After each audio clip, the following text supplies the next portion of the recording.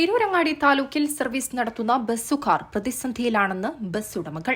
കക്കാട്, തിരൂരങ്ങാടി, ചെമ്മാട് ടൌണുകളിൽ ഗതാഗത കുരുക്ക് കാരണം അനുവദിച്ച സമയത്ത് എത്താൻ സാധിക്കുന്നില്ല. KSRTC പ്രിയദർശിനി ബസ് സർവീസ് സ്വകാര്യ ബസിനെ ബാധിക്കുന്നുണ്ട്. അതിന് സ്ഥിരം ഒരു ടൈം നിശ്ചയിക്കണം. തിരൂരങ്ങാടിയിൽ ട്രാഫിക് പരിഷ്കരണം ഏകപക്ഷീയമായാണ് നടപ്പാക്കുന്നത്. ഞങ്ങളെ യോഗത്തിന് പോലും വിളിക്കുന്നില്ലെന്നും ഇവർ പറഞ്ഞു. തനധികൃത പാർക്കിങ്ങിനെതിരെ ഒരു നടപടിയും എടുക്കുന്നില്ലെന്നും അവർ പറഞ്ഞു. വളരെ പ്രയാസത്തിലാണ് ഇപ്പൊ തിരൂരങ്ങാടി താലൂക്കിൽ സർവീസ് നടത്തുന്ന സ്വകാര്യ ബസ്സുകൾ. ഇപ്പോ എല്ലാവർക്കും അറിയാം, കക്കാട് നിന്ന് നമ്മളൊരു വാഹനമായി വന്നു കഴിഞ്ഞാൽ തിരൂരങ്ങാടി, ചെമ്മാട്, ആലിഞ്ചോട്, അതുപോലെ തന്നെ വേങ്ങര തുടങ്ങിയ പ്രദേശങ്ങളിലൊക്കെ എന്നും രാവിലെ തൊട്ട് രാത്രി വരെ ഗതാഗത കുരുക്ക. നമുക്ക് ഒരു സമയം ഗവൺമെന്റ് നിശ്ചയിച്ചിട്ടുണ്ട്. ആ സമയത്ത് പോലും ഞങ്ങൾക്ക് സർവീസ് നടത്താൻ സാധിക്കുന്നില്ല. അപ്പൊ അതിന്റെ പ്രയാസങ്ങളൊക്കെ ഞങ്ങൾ മന്ത്രിയെ അറിയിച്ചിട്ടുണ്ട്. അതുപോലെ തന്നെ പ്രിയദർശിനി, ഞങ്ങൾ ആരും പ്രിയദർശിനിക്കെതിരല്ല. ഞങ്ങളിപ്പോഴും ആവശ്യപ്പെടുന്ന ഒരു കാര്യം, അതിന് ചില കണ്ടീഷൻസ് വെക്കണം.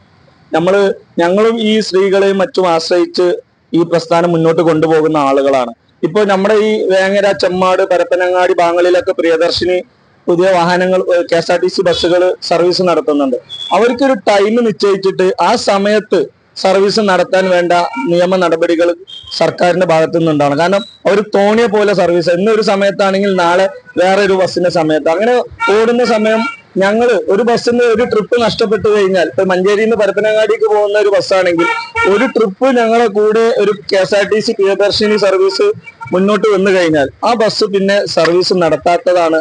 അതിന്റെ അവസ്ഥ അത്രയും പരിതാപകരമാണ്. അപ്പോ ഇത്തരം വിഷയങ്ങളൊക്കെ ഞങ്ങൾ മിനിസ്റ്ററെ അറിയിച്ചു. ഞങ്ങൾ ഈ പ്രയാസപ്പെട്ട് നിൽക്കുന്ന സമയത്ത്, ഇപ്പൊ ഈ പ്രിയദർശിനി നടപ്പിലാക്കിയത് മൂലം 2 മാസത്തോളായിട്ട് ഞങ്ങൾ ഈ തിരൂരങ്ങാടി താലൂക്കിൽ സർവീസ് നടത്തുന്നതിലൊരു ബഹുഭൂരിപക്ഷം ബസ് ഉടമകളും പ്രയാസത്തിൽ തന്നെയാണ്. കാരണം നമ്മുടെ തിരൂരങ്ങാടിയിൽ അല്ലെങ്കിൽ മലപ്പുറം അല്ലെങ്കിൽ പെരിന്തൽമണ്ണ, കൊണ്ടോട്ടി ആ ഭാഗങ്ങളിലൊക്കെ ഇത് കാര്യമായിട്ട് ബാധിച്ചിട്ടുണ്ട്. അപ്പൊ ഞങ്ങളെ പ്രയാസങ്ങൾ മനസ്സിലാക്കി അതിന് ഉചിതമായ തീരുമാനമെടുക്കണമെന്നാണ് ഞങ്ങൾ മിനിസ്റ്ററെ അറിയിച്ചിട്ടുള്ളത്.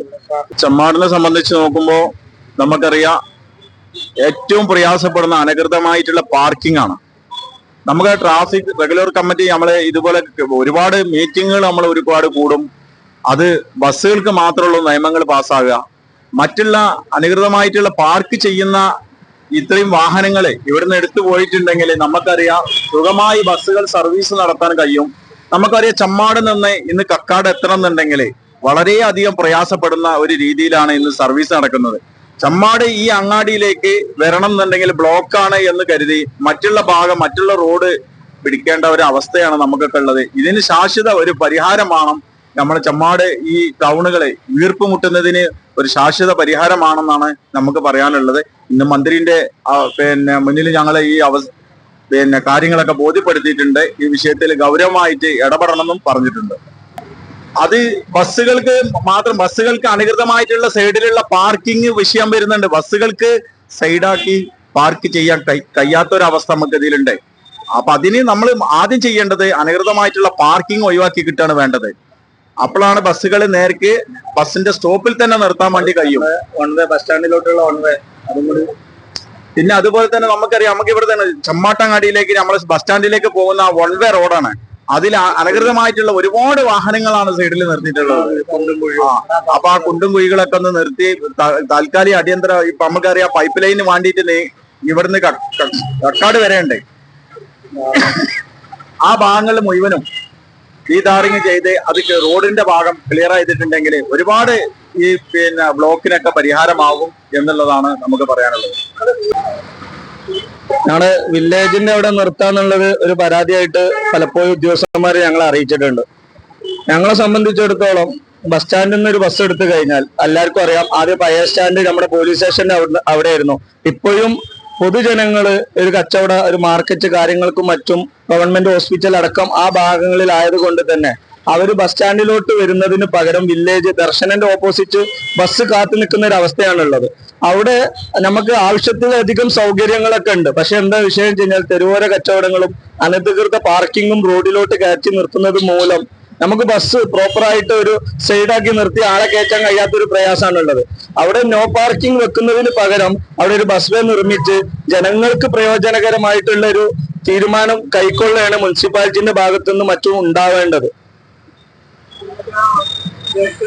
അതുപോലെ തന്നെ നമുക്കറിയാം പുതിയ ബസ് സ്റ്റാൻഡ് വൺ വേ റോഡാണ്. നമ്മുടെ സിവിൽ സ്റ്റേഷന്റെ അവിടുന്ന് നമ്മൾ ഒരു വാഹനമായിട്ട് മുന്നോട്ട് വന്നു കഴിഞ്ഞാൽ ആ വാഹനം ബസ് സ്റ്റാൻഡ് കവർ ചെയ്ത് ദർശനം കവർ ചെയ്യാനുള്ള പ്രയാസം പ്രൈവറ്റ് വാഹനങ്ങളായിട്ട് പോകുന്ന ആളുകൾക്കും ആ ബുദ്ധിമുട്ട് അനുഭവിച്ച ആളുകളാവും. ഇപ്പൊ ദർശനന്റെ അവിടെ നമുക്ക് എല്ലാവർക്കും അറിയാം, വ്യാപാരികളോട് നമ്മൾ ആരും എതിരല്ല. എന്നിരുന്നാലും ദർശന ടെക്സ്റ്റൈൽസിന്റെ നേരെ ഫ്രണ്ടില് ഒരു നോ പാർക്കിംഗ് ബോർഡ് അവർ ക്രോസ് ചെയ്ത് വെച്ചിട്ടുണ്ട്. ആ ബോർഡ് ക്രോസ് ചെയ്ത് വെച്ചിട്ടുള്ളത് 50% റോട്ടിലാണ് ആ ബോർഡ് അവർ വെച്ചിട്ടുള്ളത്. അതുമൂലം തന്നെ അവിടെ അവരുടെ സ്ഥാപനത്തിലോട്ട് വരുന്ന പ്രൈവറ്റ് വാഹനങ്ങൾക്ക് ഒരു പാർക്കിങ്ങിൽ ഒരു മറ എന്നുള്ളതാണ് ആ ബോർഡ് കൊണ്ട് അവർ ഉദ്ദേശിക്കുന്നത്. അതൊക്കെ മുനിസിപ്പാലിറ്റി ഉദ്യോഗസ്ഥർ അവിടെ വന്നിട്ട് അവിടുത്തെ കാര്യങ്ങളൊക്കെ തീരുമാനിച്ച് ആ ബോർഡൊക്കെ അവിടുന്ന് മാറ്റി പ്രോപ്പറായിട്ട് ആ ബോർഡും മറ്റും അവിടുത്തെ അനധികൃത പാർക്കിംഗ് ഒഴിവാക്കി കഴിഞ്ഞാൽ തന്നെ നമുക്ക് ആ റോഡിന്റെ വീതി കറക്റ്റായിട്ട് മനസ്സിലാക്കാൻ കഴിയും. പിന്നെ അതുപോലെ തന്നെ ആ ടേണിങ്ങിലാണ് ഓട്ടോ സ്റ്റാൻഡ് ഉള്ളത്. നമ്മളും ഈ പറഞ്ഞ പോലെ തന്നെ ഓട്ടോ റിക്ഷ ഡ്രൈവർമാർക്കും എതിരല്ല ഞങ്ങളാരും.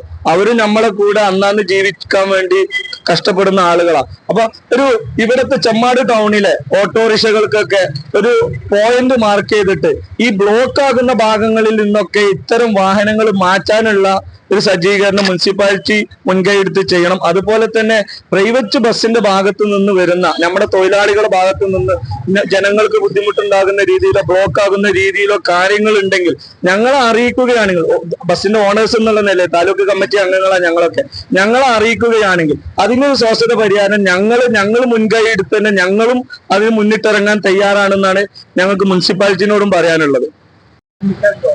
ട്രാഫിക് റെഗുലേറ്ററി കമ്മിറ്റി ഇവിടെ കൂടുന്നുണ്ട്, പല രീതിയിലുള്ള മീറ്റിങ്ങുകളും അവർ വിളിക്കുന്നുണ്ട്.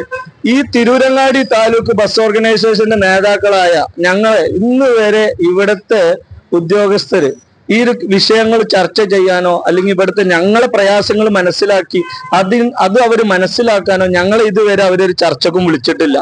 ഞങ്ങളെ അങ്ങനെ ഒരു ചർച്ചക്ക് മറ്റ് സ്ഥലങ്ങളിലൊക്കെ ഇപ്പൊ വേങ്ങര ആയിക്കോട്ടെ, മലപ്പുറം കോട്ടക്കലൊക്കെ ആയിക്കോട്ടെ, ഒരു മീറ്റിംഗ് കൂടുകയാണെങ്കിൽ ബസ്സിന്റെ പ്രതിനിധികൾ എന്നുള്ള രീതിയിൽ 1-2 ആളുകൾ അവർ ക്ഷണിക്കും. ഞങ്ങളെ പ്രയാസങ്ങൾ അവർ മനസ്സിലാക്കണം.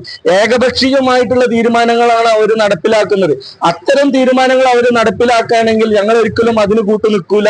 അതിനെതിരെ ശക്തമായ പ്രതിഷേധങ്ങളുമായിട്ട് ഞങ്ങൾ പ്രൈവറ്റ് ബസ് ഉടമകളും ഞങ്ങളെ തൊഴിലാളികളും മുന്നിട്ടിറങ്ങും എന്നാണ് ഞങ്ങൾക്ക് അറിയിക്കാനുള്ളത്. ചെമ്മാട് എന്ന് പറയുന്നത് നമുക്ക് എല്ലാവർക്കും അറിയാം. പഴയ കാലം തൊട്ടേ മറ്റ് ടൗണുകളൊക്കെ അഭിഷേകിച്ച് നമുക്കിവിടെ ഗവൺമെന്റ് ഹോസ്പിറ്റലും മറ്റ് കച്ചവടം കാര്യങ്ങളൊക്കെ ഉണ്ട്. പ്രോപ്പറായിട്ട് ഇവിടെ ഒരു ട്രാഫിക് കമ്മിറ്റി കൂടി ഇവിടുത്തെ അനധികൃത പാർക്കിങ്, അതുപോലെ തന്നെ ബസ്സുകൾക്ക് പോവാൻ ബസ് ബേക്ക് നിർമ്മിച്ച് മറ്റ് വൺ വേ റോഡൊക്കെ കറക്റ്റായിട്ട് പ്രോപ്പറായിട്ട് വൺ വേ റോഡിലുള്ള തടസ്സങ്ങളൊക്കെ നീക്കി കഴിഞ്ഞാൽ തന്നെ ഇവിടെ ഒരു പരിധി വരെ ഒരു ബുദ്ധിമുട്ടില്ലാതെ സർവീസ് നടത്താൻ കഴിയും. അതുപോലെ തന്നെ കീറി മുറിച്ച് കിടക്കുന്ന റോഡൊക്കെ രണ്ടായിട്ടാണ് പോകുന്നത്. ഒരു പോക്കറ്റ് റോഡിന്റെ വീതി പോലും ഇല്ല. കാരണം പൈപ്പ് ലൈനിന് വേണ്ടിയിട്ട് റോഡ് വലിയ വീതിയിൽ അവർ കുഴി എടുത്തിട്ട് ആ കുഴിയിൽ അവർ ധാര ചെയ്തിട്ട് ഒരടി താഴ്ചയിൽ താന്നെടുക്കുക. ഒരു മോട്ടോർ സൈക്കിളോ ഒരു കാറോ ആ കുഴിയിൽ ഇറങ്ങിക്കഴിഞ്ഞാൽ പിന്നെ അത് കയറാൻ കഴിയാത്ത പ്രയാസം അനുഭവിക്കുന്ന ഒരു അവസ്ഥയുള്ളത്. അവരെ ഈ പ്രയാസങ്ങളൊക്കെ അവർ മാറ്റിയാൽ തന്നെ ഇവിടുത്തെ ബുദ്ധിമുട്ടുകൾ, ഈ റോട്ടിലുണ്ടാവുന്ന പ്രയാസങ്ങൾ നമുക്ക് ഒരു പരിധി വരെ ഒഴിവാക്കാൻ സാധിക്കും. നമ്മളെ ഇവിടെ മെയിനായിട്ട് 2-3 ഉദ്യോഗസ്ഥന്മാരെ കൂടുതൽ നിർത്തിയിട്ട് ഈ ട്രാഫിക് നിയന്ത്രിക്കാനുള്ള ഒരു സംവിധാനം ഉണ്ടാകും. എത്ര ബ്ലോക്കായി കഴിഞ്ഞാലും ഒരാളോ നമ്മളെ ഈ ചെമ്മാടങ്ങാടിയിൽ ഉണ്ടാകലില്ല. പൊതുവെ തിരൂരങ്ങാടിയിലുള്ള ഒരു പ്രശ്നം എന്ന് പറഞ്ഞാല് അവിടെ റോഡിന്റെ അവസ്ഥ, ആ സൈഡിൽ മുഴുവൻ വണ്ടികൾ പാർക്കിങ്ങും, പിന്നെ ഇപ്പൊ റോഡ് കയറിയിട്ടുള്ള ഒരു അവസ്ഥ, വണ്ടികളൊക്കെ ഒരേ സൈഡിലേക്ക് കയറി വരുമ്പോ വീതി കുറവായിട്ട് വന്നിട്ട് ഫുള്ള് ബ്ലോക്കാണ് ഒരു അവസ്ഥയാണ്. 15-20 മിനിറ്റ് ആണ് ഒരു വണ്ടി അവിടെ. പല വണ്ടികളും രാവിലെ വൈകുന്നേരം ട്രിപ്പ് കട്ടാണ് ഒരു അവസ്ഥ. അവിടെ ഒരു ശരിക്കൊരു ട്രാഫിക് ആളുകളെ നിർത്തിയിട്ട് നിയന്ത്രണം ഉണ്ടാക്കണം എന്നുള്ളതാണ്. അതിന് ആ ട്രാഫിക് റെഗുലേറ്ററി കമ്മിറ്റിയിൽ ഞാനും ഇവരും അന്ന് അതിൽ പങ്കെടുത്തിട്ടുണ്ടായിരുന്നു. അന്ന് ഒരുപാട് കാര്യങ്ങൾ നമ്മളതിൽ ചർച്ച ചെയ്തിട്ടുണ്ട്. ഈ മുനിസിപ്പാലിറ്റിന്റെ ഈ സൈഡിലുള്ള ഓട്ടോ പാർക്കിംഗ് ഒഴിവാക്കണം എന്ന് പറഞ്ഞിട്ട് അങ്ങനെ ഒരു ഇതുണ്ടാക്കിയിട്ടുണ്ടായിരുന്നു. അതിന്റെ പുറമെ കുറെ ഭാഗത്തേക്ക് നമ്മൾ മാറ്റി സ്ഥാപിക്കാനും ഇവിടെയുള്ള ഓട്ടോ സ്റ്റാൻഡ് പോലീസ് സ്റ്റേഷനിൽ അങ്ങോട്ട് മാറ്റുക, അങ്ങനെ ഒരുപാട് ക്രമീകരണങ്ങൾ അങ്ങനെ അന്ന് പറഞ്ഞ് പേപ്പറിലാക്കി പോവാന്നല്ലാതെ അത് നടപ്പിലാക്കാൻ ഇവിടെ ശ്രമിച്ചിട്ടില്ല. അതാണ് ഇവിടുത്തെ ഒരു അവസ്ഥ. Amiya gold and diamonds, bypass road, Chemmad.